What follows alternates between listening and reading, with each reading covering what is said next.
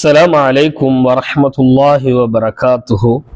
கண்ணியத்திற்கும் அன்பிற்கும் உரிய அல்லாஹ்வின் நல்லடியார்களே, இரவு நேரங்களில் நிம்மதியான தூக்கம் இல்லாமல் சிரமப்பட்டு கொண்டிருப்பவர்கள், அல்லது தூங்கினால் உடல் வலியின் காரணமாக தூக்கத்தை பாதியிலே எழுந்திருக்கக்கூடியவர்கள், அல்லது தூங்கினாலே கெட்ட கனவுகள் ஏற்படுகிறது என்று பிரச்சனையில் இருக்கக்கூடியவர்கள் எல்லோரும் 2 சூறாக்களை வழமையாக ஓதி வந்தால் நிம்மதியான தூக்கம் என்பது அல்லாஹ்வின் புறத்திலிருந்து கிடைக்கும். ஏன்னா அல்லாஹ்வின் தூதர் ஸல்லல்லாஹு அலைஹி வஸல்லம் அவர்கள் இரவு தூங்குவதற்கு முன்னால் 2 சூறாக்களை வழமையாக ஓதி வந்தார்கள். திருமதியில இந்த ஹதீஸ் பதிவு செய்யப்படுகிறது.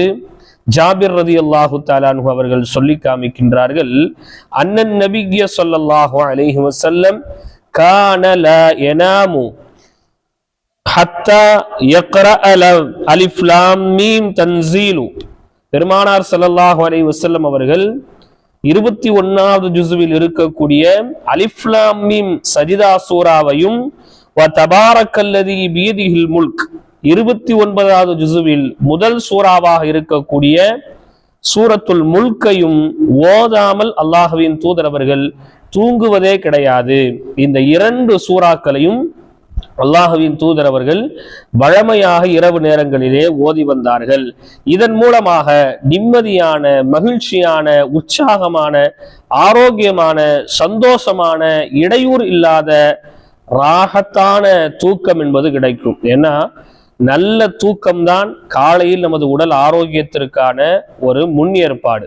நல்ல தூக்கம் இருந்ததுன்னு சொன்னா காலையில உடலும் உள்ளமும் சிந்தனையும் புத்துணர்ச்சியாக இருக்கும்.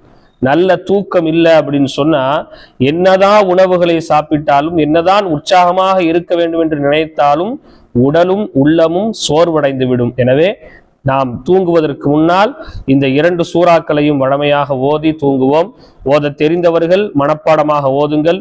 ஓத தெரியாதவர்கள் திக்கி திக்கியாவது ஓத படித்து கொள்ளுங்கள். அல்லாஹ் ரப்புல் ஆலமீன் நம் அனைவருக்கும் உடல் ஆரோக்கியத்தையும் நீண்ட ஆயுளையும் தருவானாக. அஸ்ஸலாமு அலைக்கும் வரஹ்மத்துல்லாஹி வபரகாத்துஹு.